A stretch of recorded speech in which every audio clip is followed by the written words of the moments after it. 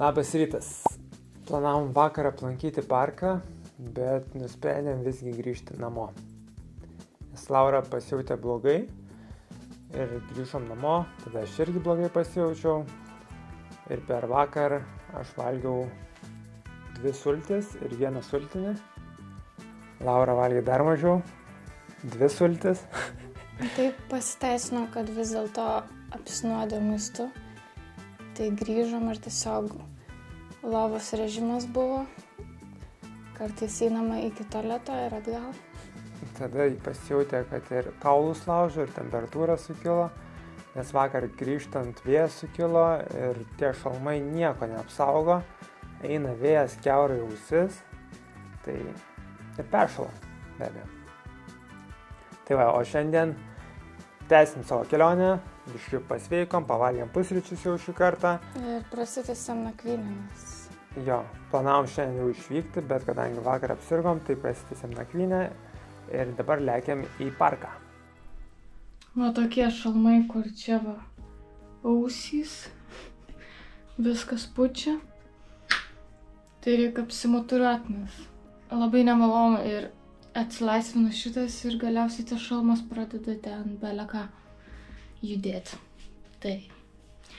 Ir visi va su tokiais važinėja vietnamietiškais.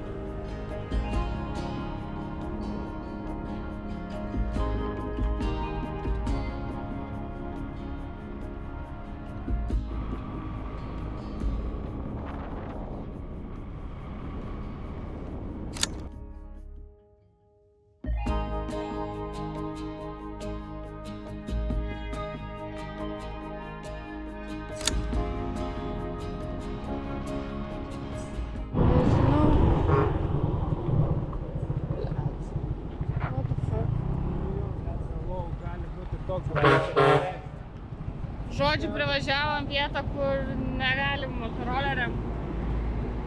Tai ieškosim išeičių žodžių.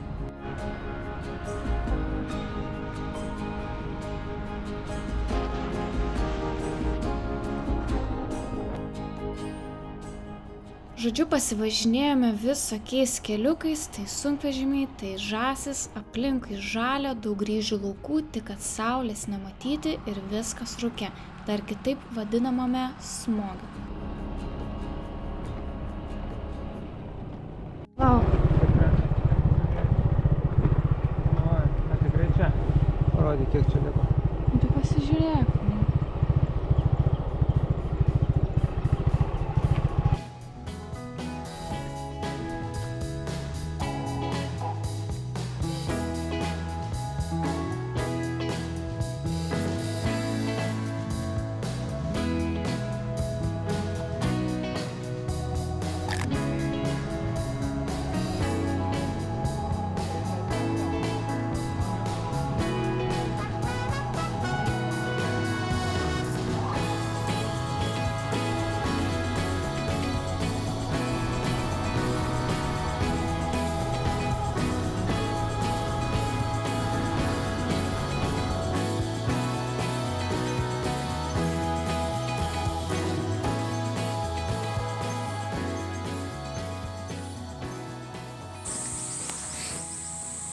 Hello.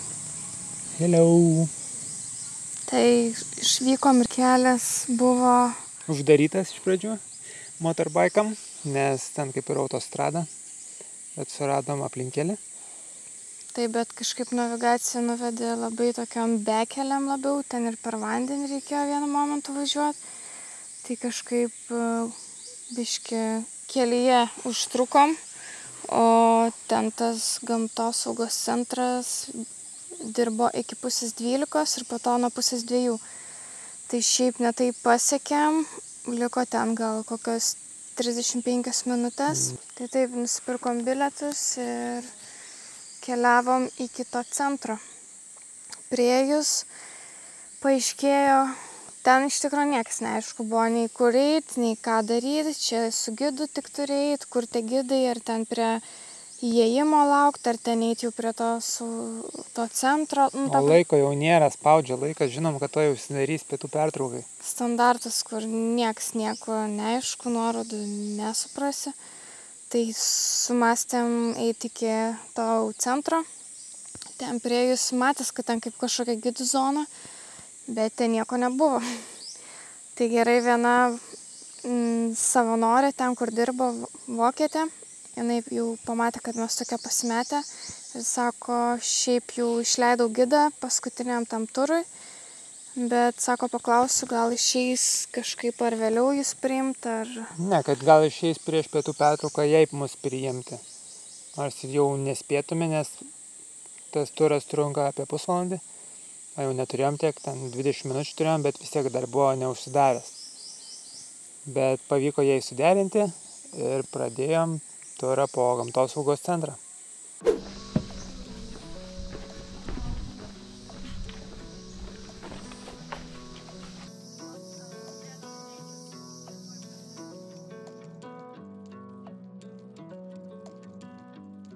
Tai ten buvo beždžionių centras, yra 3 skirtingi.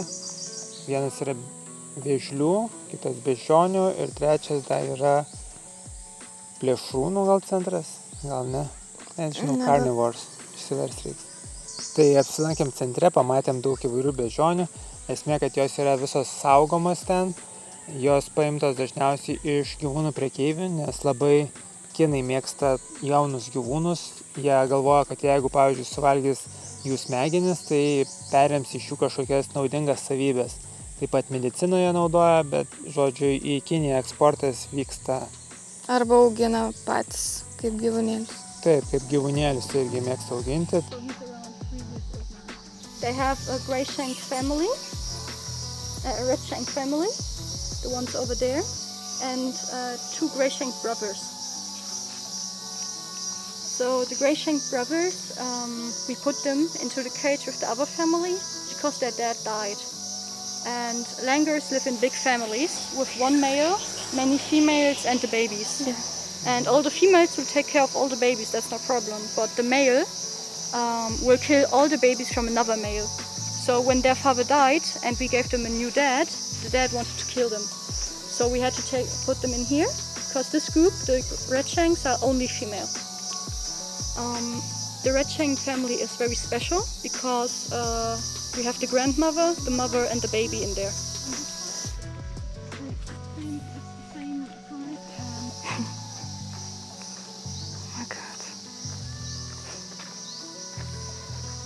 So as you see, she looks a bit different.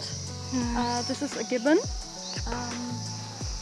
This is a Northern yellow-cheeked gibbon. And both of them are the same species, but males and females look different. So the male is always black and the female is always yellow.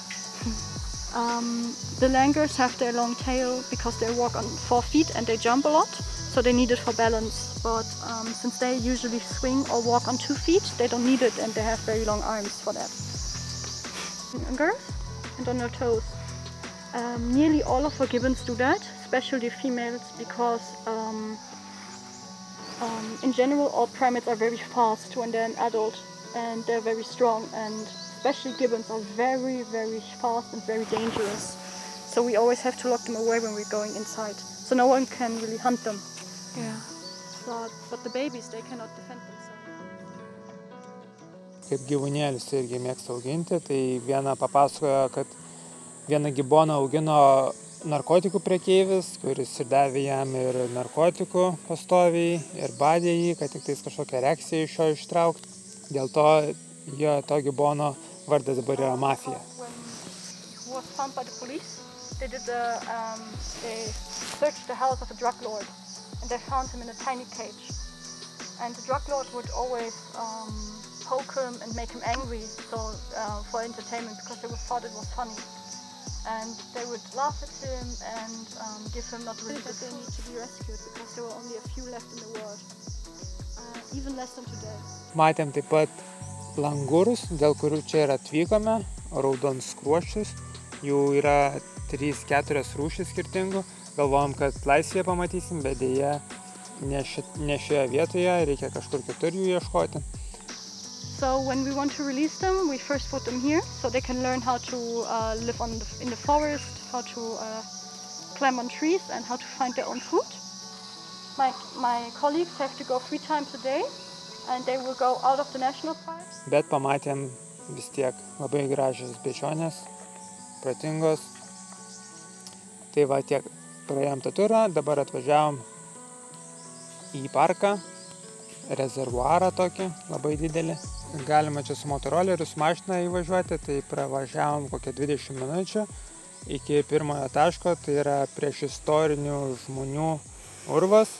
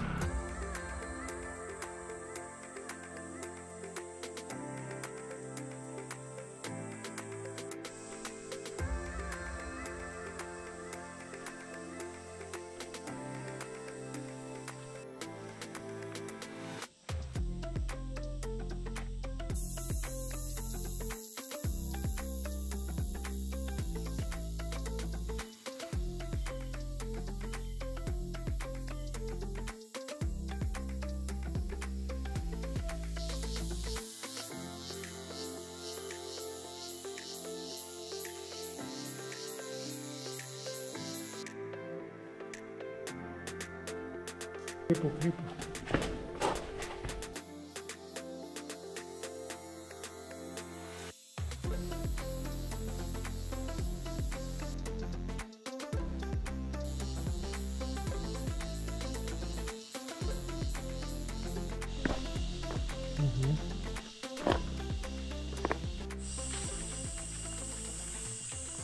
Urvas, kur jie gyveno jame 7500 metų prieš Kristų. Tai žiauriai senas urvas, bet jaučiasi, kad jame kažkas galėjo gyventi. Nes vietelė yra ir miegamajam, ir virtuvėliai, laužiukui pasikurt. Tai va, užlipom laiptais, pažiūrėjom, nusileidom. Labai daug drugelių.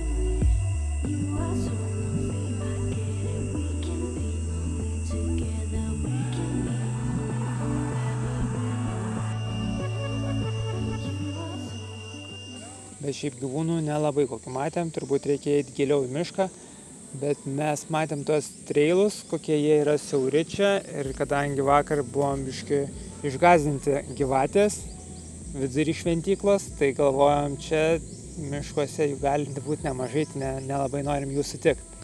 Ir šiaip jau tų žygių daug turėję, tai... Nebent žinotume, kad čia tikrai yra kažkokių gyvūnų, kuriuos mes norim pamatyti ir kuriuos galima pamatyti. Bet tam rezervuare vokietė pasakoja, kad nėra čia tiek daug tų beždžionių, kuriuos galima sutikti, pagrindė ten gamtosaugos centre, jos auginamos. Tai tiek, dabar laukiam ir negalbūt eisim į Vėžlių gamtosaugos centrą. Taip. Ir ten pažiūrėsim, ką ten Dar dėl papasakos. ko čia yra nedaug tiek gyvūnų ir beždžionių, tai nes pastoviai jie yra medžiojami. Nors ir čia prižiūri tą centrą, bet sako, kiekvieną dieną randa spastų beždžionėms įvairioms. Tai tiek. Niekas nieko nepapasakojo, patys apėjome, apžiūrėjome ir tiek. Daug balinių vėžlių, kurie gyvena ir Lietuvos botanikos parkuose.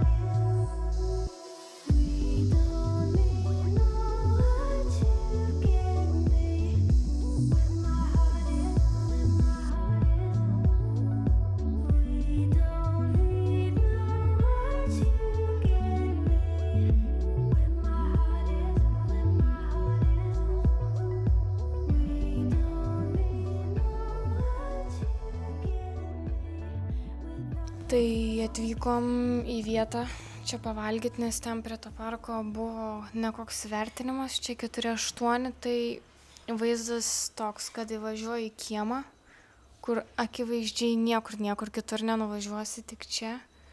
Guli moteris vasarnami, tada pradeda rėkti ant vištų, mėto daiktus ar lapus ten kažką, nežinau, ant vištų. Į mus iš pradžių dar nereaguoja. Tada jau supranta, kad mes čia ateinam, tada išlipa ir šauna per petį skreplį. Nieko tokio, tada laukiam čia maisto ir girdim, kaip gamina ir taip pat krenkšti.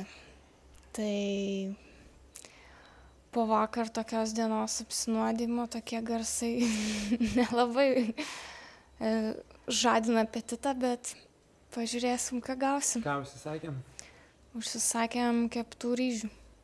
Su mėsa? Su mėsa, kokia mėsa, nežinia, pamatysim.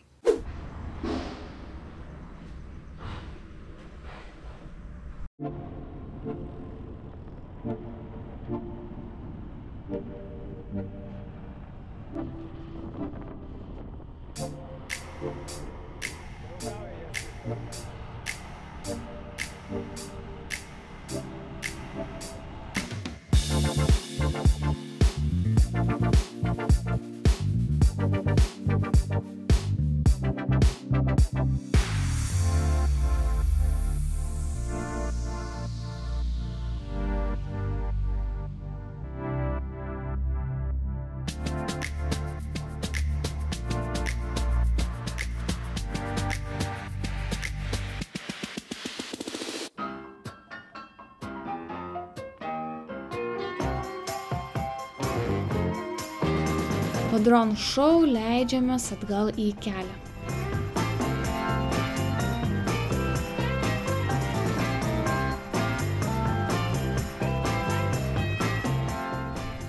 Taip atitolina.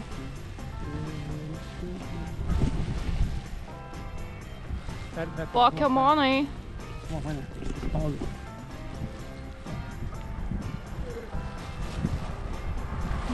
Kadangi Komodo salose mano Nike veinukė išgaravo, teko ieškoti naujos. Tavo dydis. Žiūri gerai. Aš tokio noriu.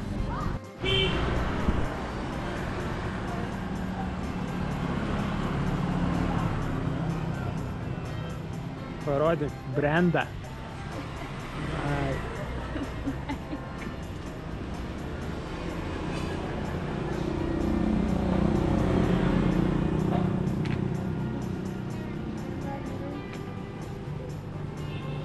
Reikia atsargiai galvoti.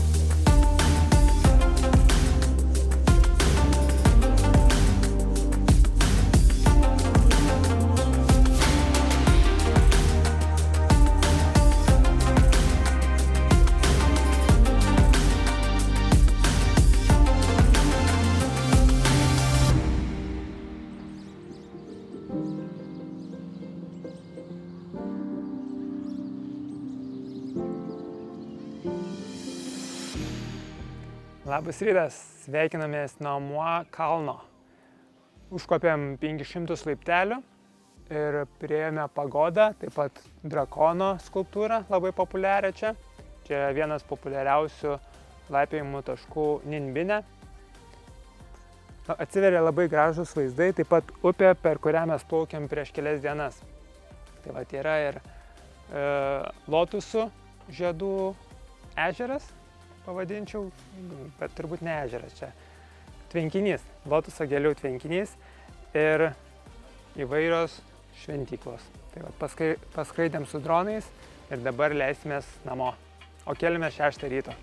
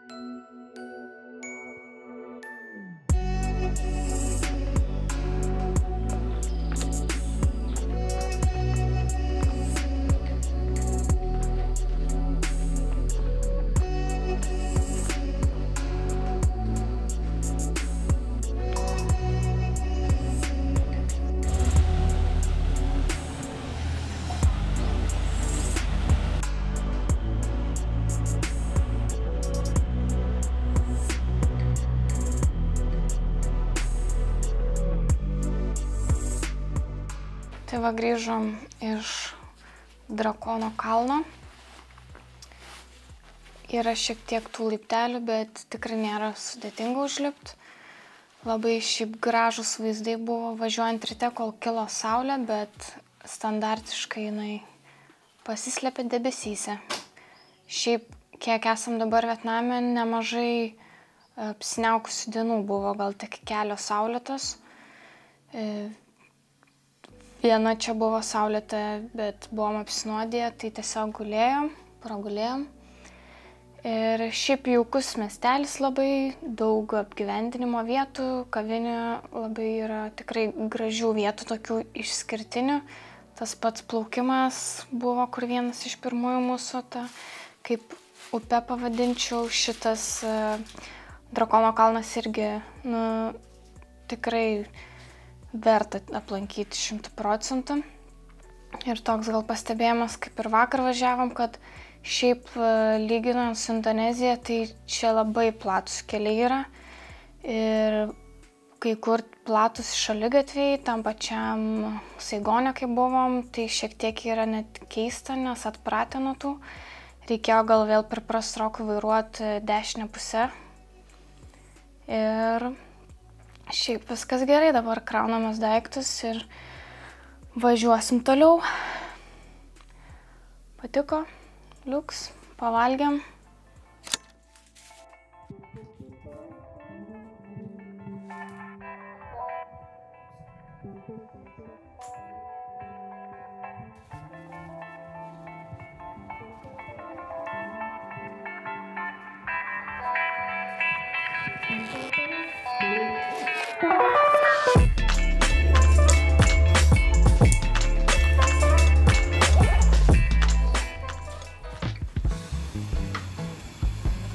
Sustojom trumpam masažui. Laukiam masažuotojų. Arbatėlė. Masažinės vonios.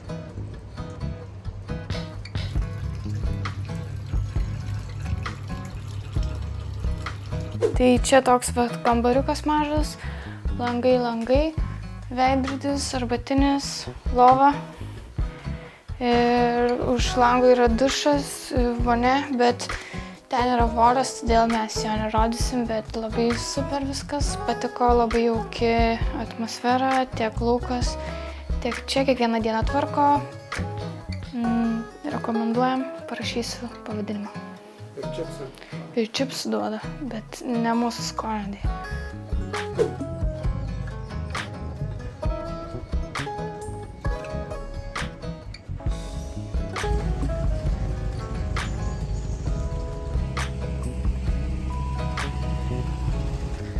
Pasimasažavom, pavalgėm ir keliaujam į autobusą.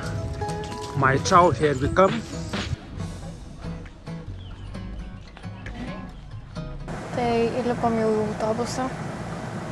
Laukiam, kol surinks visus pokemonus. Ir įdomi, kad važinėja ir nuo viešbučių paima, bet mes net neturėjom tokio pasirinkimo. Tai žiūrėsim, kiek čia prisipildys. Nes kelionė ilga, gal pavyks šiek tiek žmonės taip ir neateina iš viešbučio. Plačiau sėdėti, pratęsiu savo mintį, nes vidury sakinio.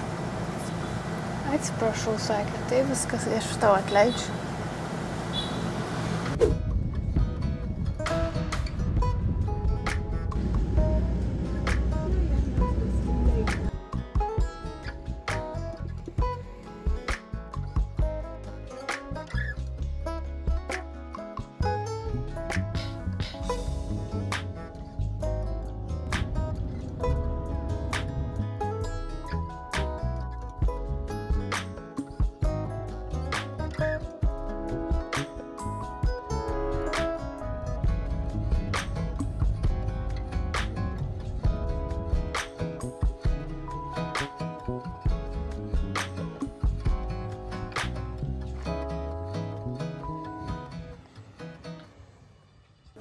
Tai va toks kambarys. Ir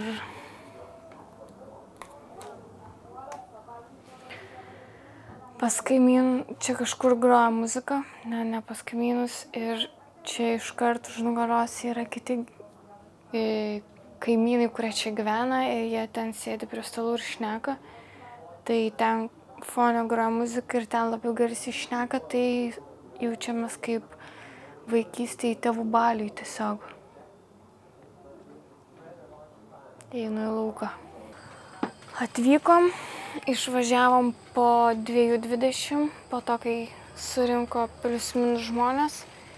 Ir čia atvykom jau apie 6 čia buvom. Prieš 6, be 5 gal. Nu, tarkim, apie 6. Tai pasiekėm My Chow. Ir žiūrėsim, kaip čia bus. Kol kas tai atrodo gražu. Girtų kaimynų karaoke tęsis. Labai per daug garsų. Tai pradžiai vertinam nekaip. Labai daug garsų. Atrodo, turėtų būti toks pabėgimas, bet nieko gero kol kas.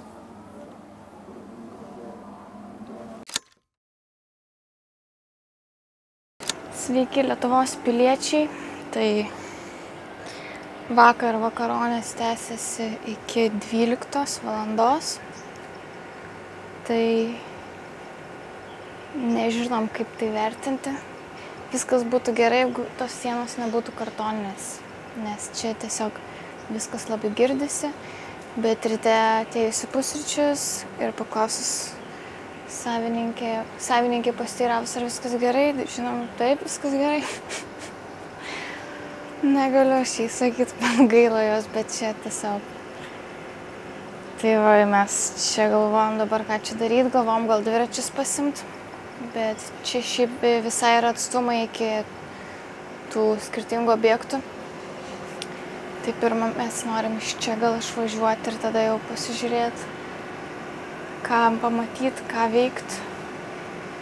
Tai toks biški chaosėlis, nes mes vakar visą dieną paaukojom, kad mes čia atvažiuotumėm ir mes čia atvažiavom ir mes tokie reikėjo, nereikėjo, pažiūrėsim. Tai va, tęsiam nuotykius. Paskutinės dienas skaičiuojam Vietname.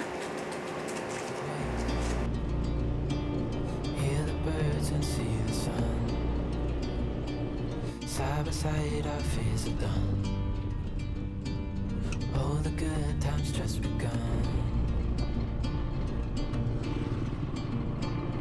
Oh, we know what we have, let's hold on tight. Found what we're looking for in life. Call us crazy, but things are finally right.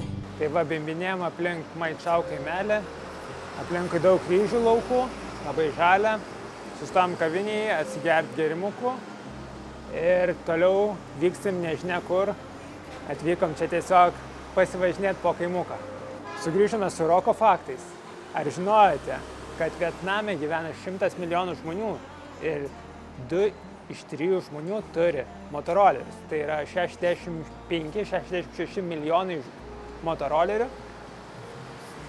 Net neišneša galva, kaip čia tiek daug telpa, o mašinų yra gal 2 milijonai, tik tai čia jos yra labai prabangos prekė, nes labai dideli mokesčiai girdėjom. Tai tiek. Ir ekstra faktas. Kiekvienas Vietnamo vairuotojas motorolerio dėvi šalmą. O žinot kodėl? O todėl, kad įstatymai liepia. Labai didelės baudos yra, palyginus su kitomis Pietryčių Azijos šalimis, kur niekas nedėvi šalmų. Čia jie dėvi, kitu atveju juos nubaus. Daug policijos, visi ieško, kas be šalmo.